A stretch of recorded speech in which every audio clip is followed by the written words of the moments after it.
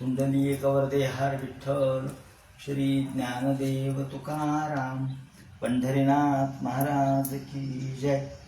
अगा स्वधर्म हा आपुला जरी का कठीण जाहला तरी हाची अनुष्ठीला भला देखील। श्रेयान स्वधर्मो विगुणः परधर्मात् स्वनुष्ठितात् स्वधर्मे निधनं श्रेयः परधर्मो भयावहः। या गीतेच्या श्लोकावर भाष्य करताना माऊली 3ऱ्या अध्यायामध्ये अर्जुनासाठी श्रीकृष्ण कशा पद्धतीचा उपदेश करतायत ते सांगतात। हे अर्जुना, आपला स्वधर्म परिपालन हेच आपलं आद्य कर्तव्य आहे।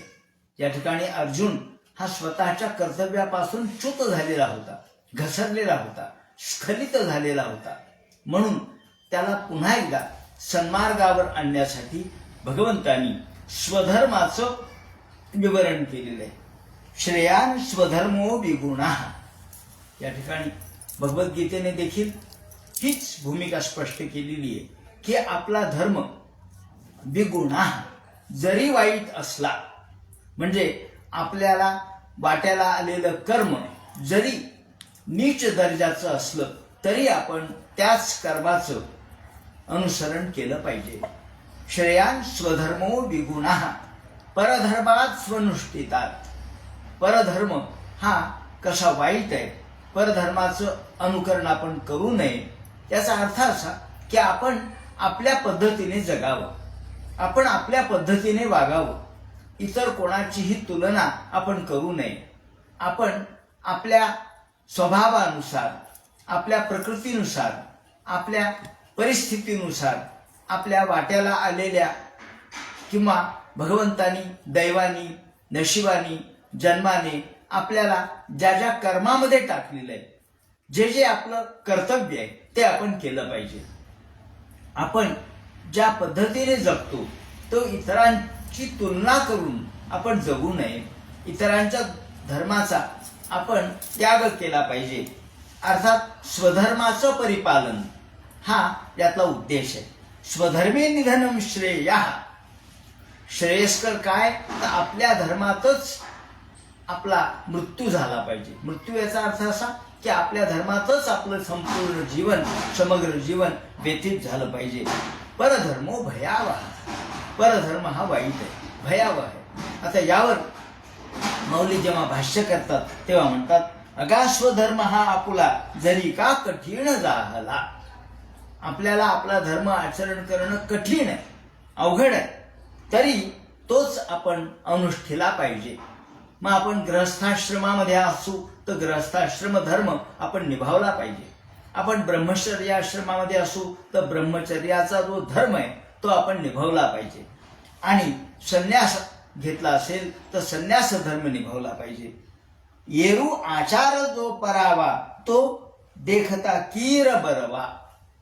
इतरांचा आचार, आता त्या काळामध्ये, माऊलींच्या काळामध्ये अनेक प्रकारचे धर्म विधर्म अस्तित्वात आलेले होते। म्हणजे मुख्य धर्म तर होताच होता, पण त्याच्यासोबत बौद्ध आहे, जैन आहे, कापालिक आहे, त्याचप्रमाणे शैव आहे, असे अनेक धर्म त्या काळामध्ये प्रसृत झालेले होते। मूळ वैदिक धर्म त्याला ग्लानी आलेली होती असं म्हणा, आणि वैदिक धर्मातून विकृती निर्माण झाल्यामुळे, वैदिक धर्माला देखील अवकळा प्राप्त झाल्यामुळे, वैदिक धर्मामध्ये सुद्धा अनेक अपप्रवृत्ती शिरल्यामुळे आपल्याला बाहेरच्या बाकीच्यांचा धर्म हा आवडत होता।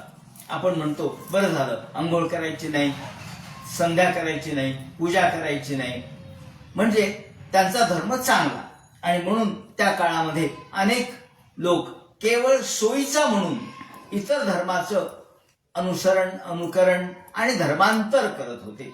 या ठिकाणी धर्मांतराला माऊलींनी या अर्थाने विरोध केलेला आहे की तुमचं ज्या ठिकाणी भगवंतानी ज्या जन्म घातलेला आहे, जे काम तुम्हाला जन्मतः सोपवलेलं आहे ते आपण केलं पाहिजे, निष्ठेने केलं पाहिजे। म्हणून इतरांचा आचार बघून आपण बघतो की इतर धर्मीय लोक आहेत, या ठिकाणी इतर धर्माचा द्वेष करावा अशी माऊलींची भूमिका नाहीये। इतर धर्माला कमी लेखावं असे सांगितलेलं नाहीये, ते म्हणतात इतर धर्म पाहताना आपल्याला बरे वाटतात, पण आपण आपला धर्म सोडू नये. आचार जो परावा तो देखता कीर बरवा. इतरांचा आचार आपल्याला बरा वाटतो आणि त्यानुसारच आपण राहावं असं आपल्याला वाटतं. उदाहरणार्थ आपण अनेक इतर माणसांच्याकडे बघतो आणि आपल्याला वाटतं की विनाकारणच आपण या सगळ्या धर्माच्या चौकटीमध्ये अडकलेलो आहोत. आपण मुक्त का वागत नाही? बाकीचे लोक पहा बरं, अमेरिकेमध्ये काही स्नान नाही, संध्या नाही, पूजा नाही, अर्चा नाही. आपण आपल्या स्वतःचं पोट पाणी करतो आणि निघून जातो. जेवण करायचं तरी बाहेरूनच मागवलं जातं. घरात स्वयंपाक करायची ददात नाही, नैवेद्य नाही ना वैश्वदेव नाही. का बरं? अहो ते बरं वाटतं. मग लोकांना वाटतं अरे वा छान, याला म्हणतात खरं जीवन, मुक्त जीवन. तेव्हा ज्या लोकांना बाहेरच्या लोकांचं जीवन आवडतं, अमेरिका आहे, इतर रशिया आहे, युक्रेन आहे, त्या ठिकाणी आपल्याला बरं वाटतं. लोकांचे वागणे, त्याचप्रमाणे त्यांचे मुक्त संचार, हॉटेलमध्ये फिरणे, राहणे, बाहेरूनच मागून आणणे, आपल्या त्या ठिकाणी पावित्र्य नाही किंवा या ठिकाणी सवळं ओवळं नाही, बरं वाटतं. असं माऊली म्हणतात की असं जो वागतो तर तो खरं म्हणजे विनाकारण त्याला बाहेरचा मागच्या इतरांच्या धर्माचा आचार तेवढा आवडतो, पण कीर बरवा, इतरांचा आचार बरवा वाटतो, पण परी आचरतेने आचरावा आपुलेची. पण आपण आपला धर्म सोडू नये. आपल्याला जरी तो कठीण वाटला, अवघड वाटला, आपल्याकडे पहा ना, आपण म्हणतो काय, आमच्याकडे 33 कोटी देव आहेत, 33 कोटी देव आहेत आणि दररोज एक एक धर्मकर्म आहेत. चातुर्मास्यात तर आपल्याला पिन्ना पडतो आपलं सगळं कार्य काम करता करता. सकाळपासून संध्याकाळपर्यंत अनेक अशा प्रकारचे उपक्रम असतात. त्याचप्रमाणे पूजा अर्चा असतात, सवळं ओवळं असतं, नैवेद्य वैश्वदेव असतो आणि आपण म्हणतो काय, आमच्या मागं कशाला लावलंय हे, आपण असं म्हणतो. पण आपण आपलं धर्माचरण हे सोडता कामा नये. सांगे शूद्रा घरी आगवी, पक्वान्य आहाती बरवी, ती द्विजय किवी सेवावी दुर्बळ उदरी जा. आता माऊलींच्या या ओवीवर अनेकांनी आक्षेप घेतलेला आहे. नाही असं नाहीये. अनेक लोक म्हणतात की माऊली एवढे समानवादी होते, समान विचाराचे होते, व्यापक विचाराचे होते, मानवतावादी विचाराचे होते आणि मग त्यांनी हे उदाहरण का दिलं, दृष्टांताच्या पातळीवर का दिलं? शूद्रा घरी आघवी, पक्वान्य हाती भरवी, ती द्विजय केवी सेवावी, दुर्बळ उदरी झाला. आता या त्यांच्या ओवीच्या मागं त्या काळातली समाज रचना आहे हे लक्षात घेतलं पाहिजे.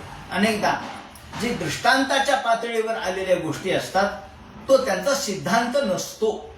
दृष्टांत आणि सिद्धांत याच्यात फरक आहे. सिद्धांत हा अपरिवर्तनीय आहे. सिद्धांत त्रिकालाबाधित सत्य असतो, दृष्टांत त्रिकालाबाधित सत्य नसतो. आणि दृष्टांत हा कधीच परिपूर्ण नसतो, तो फक्त एक अर्थ समजून घेण्यापुरता असतो. त्या काळामध्ये आपल्याला समाज रचना वेगळी होती. ब्राह्मण, वैश्य, क्षत्रिय, शूद्र अशा प्रकारचे 4 वर्ण होते आणि या वर्णामध्ये अत्यंत कडक अशा प्रकारची बंदिस्तता होती आणि असा हा चौकटबद्ध समाज होता. त्यामुळे त्या काळातल्या अनुसार माऊलींनी हे उदाहरण दिलेलं आहे, हा दृष्टांत दिलेला आहे. तो माऊलींचा समान किंवा समतावादी विचाराच्या आड हा दृष्टांत येत नाही. का तर हा दृष्टांताच्या पातळीवरच समजून घ्यावा लागतो. उदाहरण आहे हे त्या काळातल्या लोकांना समजावं म्हणून माऊलीने उदाहरण दिलंय. याचा अर्थ असा नाही की माऊली विषमतावादाचं समर्थन करतायत, कारण अनेक लोकांनी या त्यांच्या उभीवर आक्षेप घेऊन माऊली विषमतावादी होते अशा प्रकारची भूमिका घेतलेली आहे. मला असं वाटतं की सिद्धांत हा वेगळा असतो आणि दृष्टांत हा त्या काळापुरता, म्हणून दृष्टांताला त्या कालिक अर्थाने समजून घेतलं पाहिजे. म्हणून दृष्टांत हा सार्वकालिक नसतो, तो सार्वजनीनही नसतो, तो फक्त तत्कालीन परिस्थितीनुसार दिलेला, त्या समाजाला कळावं म्हणून दिलेला उदाहरणादाखल एक दाखला असतो आणि तो कधीच परिपूर्ण नसतो. म्हणून या ठिकाणी ते म्हणतात त्या काळामध्ये अनेक लोक आपल्याला दृष्टांताच्या पातळीवर जर बघितलं तर माऊलीने आणखी एक ठिकाणी असा दृष्टांत दिलाय. माशा लागी भुलला आणि ब्राह्मणू पाणबुडा जाहला, तेथेही पावला नास्तिक बादू, असं म्हणून एका ठिकाणी उदाहरण दिलेलं आहे त्यांनी. म्हणजे ही उपनिषदामध्ये एक कथा आलेली आहे. त्या कथेच्या अनुसार त्यांनी त्या संदर्भात एक ऋषीची कथा आपल्या समोर फक्त दृष्टांताच्या पुरती मांडलेली आहे की किंवा विश्वामित्राच्या बाबतीतही आपल्याला माहित आहे. ते म्हणतात की ज्याच्या वेळेला आपण जगणे हाच एक धर्म असतो. जगणे फक्त आपल्या जगायला आपल्याला काही मिळालं पाहिजे एवढा धर्म असतो. त्यावेळेला कुठेही काहीही आपण पोटापुरतं मिळालं तर आपण ते स्वीकारावं अशी एक भूमिका आहे त्या कथेमध्ये. आणि म्हणून अगस्ती चांद्रायण नावाचा चक्रायण नावाचा एक ऋषी होता, अगस्ती चक्रायण नावाचा. आणि तो दुष्काळातून आला आणि यावेळेला त्याला या दुष्काळात आल्यामुळं त्याला प्रचंड भूक लागलेली होती आणि काहीच मिळालं नाही. म्हणून माशा लागी भुलला आणि हा पाणबुडा जाहला, ब्राह्मणो पाणबुडा जाहला. त्यांनी कोणाचं तरी उष्ट म्हणा किंवा काही एक अन्न खाल्लं आणि मग तेथेही पावला नास्तिक वादू. नंतर बरेच दिवस गेले, दुष्काळ संपला, त्याला खायला प्यायला मिळू लागलं. मग तो माणूस म्हटला, का रे त्यावेळेला तू माझं उष्ट खाल्लं, आता खाणं. तो म्हणे नाही, त्यावेळेला मला जगणं हे आवश्यक होतं. म्हणजे प्राणरक्षणार्थो धर्म, आपला प्राणरक्षण जीवरक्षण हा पहिला धर्म आहे आणि जीवरक्षण झाल्यानंतर मग बाकीचं धर्म. म्हणून शरीर माध्यम खलु धर्म साधनम असं जे आपल्याकडे म्हटलंय ते या अर्थाने. शरीर माध्यम आधी जगलं पाहिजे, जगल्यानंतर मग बाकीचे धर्म करता येतील. पण तुम्ही जगलाच नाही तर धर्मकर्म कसे करणार. म्हणून या ठिकाणी तो युक्तिवाद सांगितलेला आहे किंवा तो धर्मशास्त्रातला एक प्रकार असा आहे की ज्याला आपण जो धर्म आपल्याला नेहमी आचरायचा नसतो पण कोणत्या तरी वेळेला अगतिक प्रसंगी तो आचरायचा असतो, ज्याला आपण धर्माचरणच म्हणतो. परंतु त्याला आपण केवळ एखाद्या निमित्ताने किंवा एखाद्या प्रसंगी केलेलं धर्माचरण म्हणतो. आणि म्हणून अशा पद्धतीने जर एखादा अडचणीच्या काळात असेल, केवळ जीवरक्षणच करायचं असेल तर त्यांनी कुठेही काही खाल्लं तरी चालतं. पण तुमच्यामध्ये सामर्थ्य आहे, तुम्ही अजून 8 दिवस उपाशी राहू शकता, तर मग तुम्ही अशा प्रकारचं धर्माचरण करावं का किंवा आपद्धर्म स्वीकारावा का. त्याला आपद्धर्म म्हणतात. हा आपद्धर्म स्वीकारू नये. मग आपद्धर्म जर आपण नेहमी स्वीकारायला लागलो तर त्याला आपद्धर्म म्हणताच येणार नाही. म्हणून ते म्हणतात की जनरीत ही आहे की जर आपण 8 दिवस उपाशी राहू शकत असू, 8 दिवस पाण्याशिवाय राहू शकत असू, तर आपण जमेल तेवढं हे व्रत सांभाळावं. पण जर आपला मृत्यूच येऊ लागला तर मग मात्र तुम्ही कोणाच्या हातचं खाऊ शकला तरी चालेल. म्हणून दुर्बळ जरी झाला असं त्यांनी म्हटलंय. या ठिकाणी दुर्बळ झालाय पण त्याच्यामध्ये सामर्थ्य आहे, तो राहू शकतो, तर मग त्यांनी इतरांच्याकडचं काहीही विचार न करता खाऊ नये ही भूमिका त्यांनी घेतलेली आहे. आणि ही त्या काळाच्या संदर्भातली आहे. म्हणून याला त्या काळाचं परिमाण आपल्याला लावलं पाहिजे. तो कालिक संदर्भ आहे फक्त. माऊलींची भूमिका समतावादीच आहे. म्हणून हे अनुचित कैसे निकीजे अग्राह्य केवी इच्छेजे अथवा इच्छिले जी पावी जे विचारी पा तरी लोकांची धवळारे देखून या मनोहरे असं ते आपुली तणारे मोडावी केवी. लोकांचे छान छान बंगले दिसायला लागले, मग आपले लोकांचे बंगले दिसायला लागले, लोकांचे मोठमोठे महान दिसायला लागले म्हणून स्वतःची झोपडी कोणी मोडतं का? नाही, आपली झोपडी कोणी मोडत नसतं. दुसऱ्याचे बंगले म्हणून आपल्या झोपडीचा तिरस्कार कुणी करत नाही. माऊली या पद्धतीने बोलतायत की दुसऱ्याचा धर्म चांगला आहे म्हणून आपला धर्म सोडावा असं नाहीये. दुसऱ्याचे खूप चांगले बंगले आहेत, चांगल्या इमारती आहेत, चांगल्या अशा प्रकारचे मनोहर अशा प्रकारचे खणाच्या इमारती जुन्या काळातल्या 7 खणाच्या, पण त्यामुळं आपली चंद्रमौळी झोपडी कोणी सोडून जात नाही. तर हे असो वनिता आपुली. आता माऊली आणखी एक फार सुंदर उदाहरण देतात. त्या काळामध्ये ही गरज होती कोणती? कुटुंब व्यवस्था टिकली पाहिजे. कुटुंब व्यवस्था जर टिकली नाही तर समाज टिकणार नाही. आज आपण बघतो आजची परिस्थिती अशी आहे की काल लग्न होतं आणि आज लगेच माझं त्याचं पटत नाही म्हणून माहेरी पत्नी निघून जाते आणि संसाराची धुळधाण उठते आणि लगेच काडीमोडीपर्यंत हा प्रसंग येतो, कोर्टामध्ये जातो. म्हणजे एकूणच कुटुंब व्यवस्था ढासळू लागलेली आहे. त्याचं कारण काय?